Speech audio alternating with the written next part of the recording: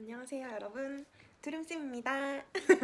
네, 오늘은 저번에 올려주셨던 휘잉 선생님의 영상에 이어서 이제 두름쌤이 141번부터 175번까지 천재 문제풀이를 맡게 되었습니다.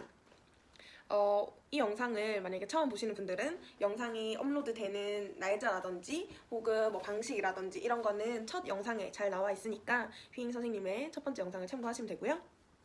자, 오늘은 141번부터 175번까지의 문제풀이를 진행을 하겠습니다. 총 35개의 문항 중에서 월요일인 오늘 5개의 문제풀이 올라갈 거고 이제 목요일에 또 나머지 5개 문제풀이 올라갈 거예요. 그러면 10개를 제외하고 나머지 문제의 풀이라든지 뭐 작성 방법이 좀 궁금한 친구들은 댓글로 달아주셔도 되고 멘토 선생님께 여쭤보시면 좋을 것 같습니다.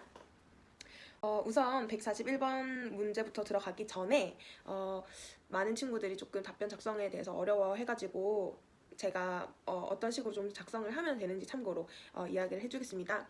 간단하게 이야기하면요. 첫 번째로는 답변이나 뭐 자기소개서 작성을 할 때 두괄식으로 작성을 해주는 게 좋습니다. 두괄식이 뭐냐고 하면은 쉽게 말해서 묻는 말에 바로 대답을 해주는 거예요. 그래서 두괄식과 미괄식이 있죠. 그래서 미괄식 답변은 뭐냐면 가장 주요한 문장을 제일 마지막에 구성을 하는 게 미괄식이에요. 그렇다면 반대로 두괄식은 가장 주요한 문장, 포인트 되는 문장이 맨 앞에 위치를 하게 되는 거죠. 그래서 쉽게 말하면 묻는 말에 바로 대답하는 게 두괄식이라고 말할 수 있어요. 그래서 예를 들자면 뭐가 있을까요? 취미 물어봤어요. 너 취미가 뭡니까? 라고 물어봤을 때 미괄식 답변은 네, 저는 어릴 적부터 뭐 아버지와 공놀이 하는 것을 굉장히 즐겼습니다. 그래서 쉬는 시간마다 뭐 친구들과 나가서 뭐 축구를 하고 축구 경기를 굉장히 즐겨보고 있습니다. 그래서 저의 취미는 축구입니다. 가 미괄식 답변이 되는 거고, 두괄식 답변은 네, 저의 취미는 축구입니다. 라고 대답을 바로 해주고, 뭐 저는 어릴 적부터 부모님과 뭐 공놀이를 굉장히 즐겨 했었고 현재까지도 동아리 활동 그리고 뭐 체력 관리 방법으로 축구를 통해서 친구들과 뭐 친목을 다지면서 체력 단련을 해나가고 있습니다. 라는 게 두괄식 답변이 되겠죠? 그래서 항공과뿐만 아니라 항공사 면접 준비를 할 때도 두괄식으로 답변을 준비를 해주는 게 좋고요. 가장 잊지 말아야 될 거. 면접은 시간이 많이 없어요. 1분 그리고 2분 동안 나를 어필을 해줘야 되는데 그 어필을 하는 내용이 나의 이야기여야 돼요. 그래서 다른 사람이 겪은 일을 내가 전달하는 게 아니라 내가 지금까지 겪었던 나의 이야기를 말하는 것이기 때문에 나의 경험 그리고 나의 강점들을 바탕으로 구체적인 이야기를 잘 전달하는 방향을 노리시면 됩니다. 그러면 141번 풀이 바로 시작할게요. 가장 기억에 남는 서비스. 이거는 어렵게 생각을 할 필요가 전혀 없어요.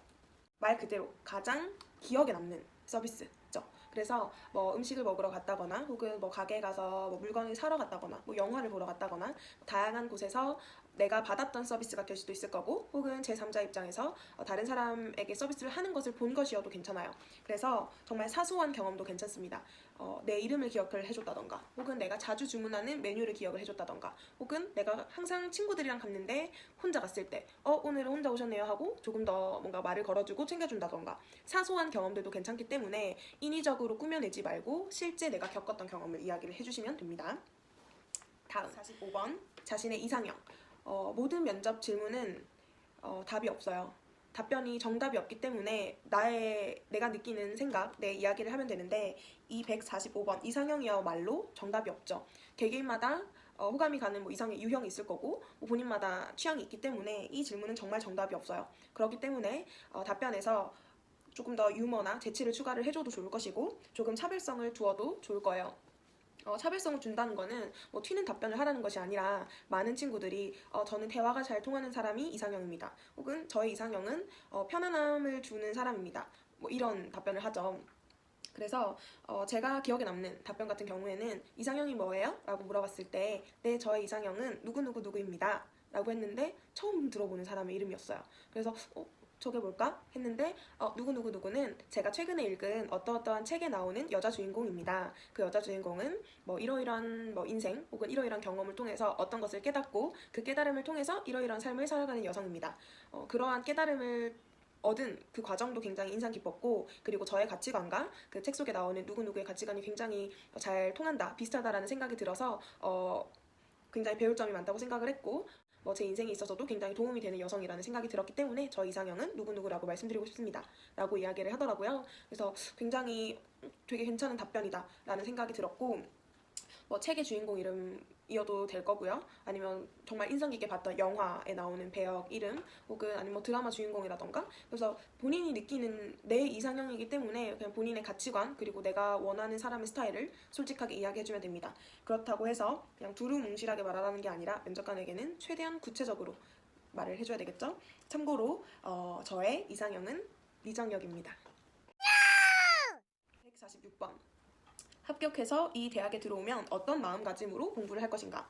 쉽게 말해서 학업 계획을 물어보는 거죠. 그래서 학업 계획, 이러한 질문 유형은 전공 적합성을 물어보는 거예요. 이 학교, 이 학업의 전공에 적합한 친구인가? 이 친구가. 그리고 이 전공에 대한 이해를 제대로 하고 있는가? 그리고 이 친구가 우리 학교에 들어와서 이 학업 과정을 잘 이수를 할 것인가에 대한 궁금증으로 물어보는 것이기 때문에 나의 학업 계획을 서술을 해주면 되고요.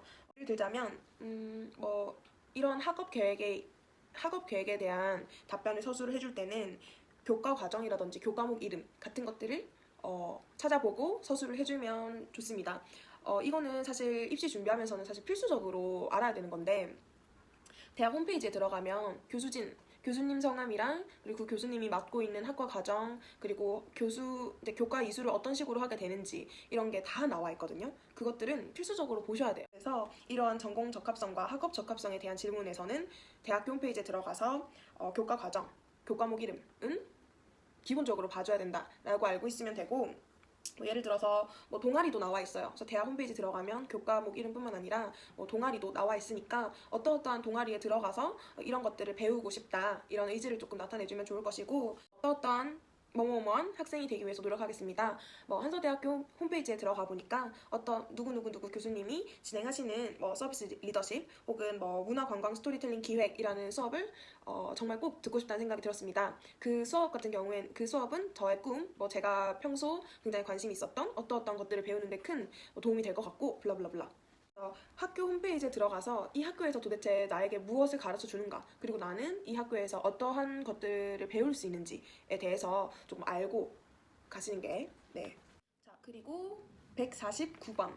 남들이 말하는 자신의 성격은? 쉽게 말해서 제 장점을 물어보는 거죠. 남들이 말하는 너의 성격은 뭐야?가 너 장점이 뭐야? 이걸 물어보는 거거든요. 그래서 내 강점을 이야기를 해주면 돼요. 물론 승무원의 역량과 좀 직결되는 장점이면 좋겠죠? 그래서 또 하나는 그냥 장점 물어본 게 아니라 평소 친구들이 너에게 어떻게 말을 하니, 너 친구들이 너의 성격을 어떻다고 말해? 라고 물어보는 거는 다른 사람의 말을 빌린다는 거잖아요. 그래서 보통 친구들이 많이 하는 대답이 저는 친구들이랑 뭐 굉장히 이야기를 잘 나누고 혹은 고민을 잘 들어줘서 친구들이 저에게 고민 뭐 상담소라고 불리기도 합니다. 혹은 참 공감 능력이 뛰어나다라는 말을 해줍니다 라고 이야기를 하는데, 자, 솔직해져 봅시다. 우리 고등학교 1, 2, 3학년 친구들이 자, 너희한테 너는 참 공감 능력이 뛰어난 친구야 라고 이야기를 하나요? 아니면 너는 나의 고민 상담소야 라고 이야기해요? 안 하죠.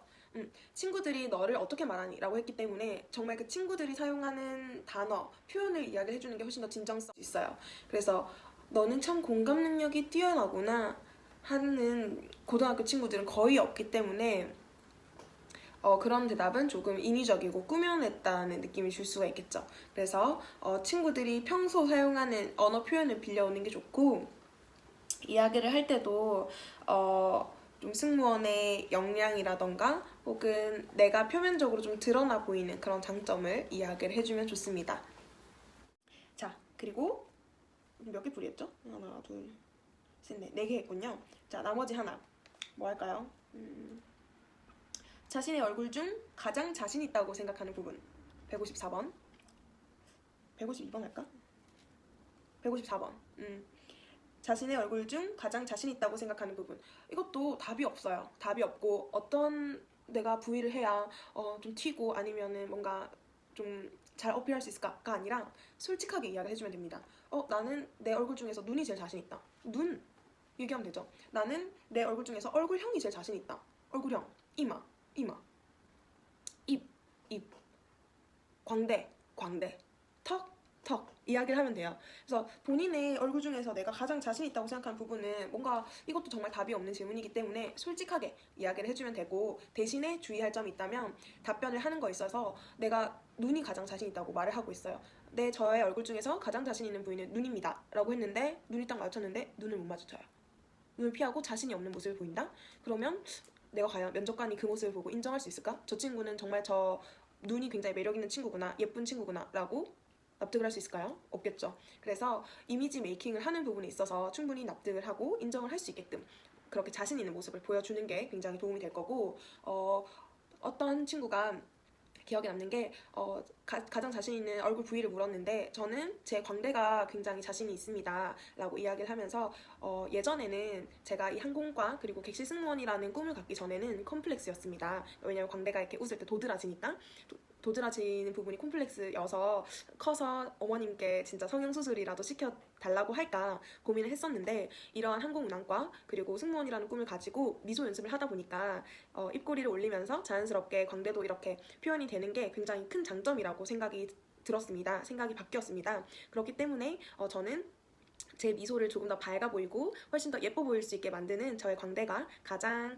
매력적인 부위라고 생각합니다. 마무리를 했었고, 그 친구가 그 답변을 하면서 정말 환하게 웃었어요. 그래서 저도 모르게 저 친구는 진짜 예쁘다, 그러니까 광대뿐만이 아니라 참 웃는 게 예쁘다라는 느낌이 들었었거든요. 그래서 그 잘 만든 답변으로 그 친구가 정말 예쁘다, 웃는 게 너무너무 예쁘구나 하고, 그 친구를 보면 딱 보여요, 광대가 항상 웃고 있으니까. 그래서 그런 모습을 답변에서, 그리고 답변을 하는 그 이미지로도 잘 표현을 해주는 게 포인트가 되지 않을까 싶습니다. 141번, 145번, 146번, 149번, 그리고 154번까지 오늘 5개 문제 풀이를 마쳤고요. 다음 175번까지 나머지 5개 문항 풀이는 이번 주 목요일에 다시 올라갈 예정입니다.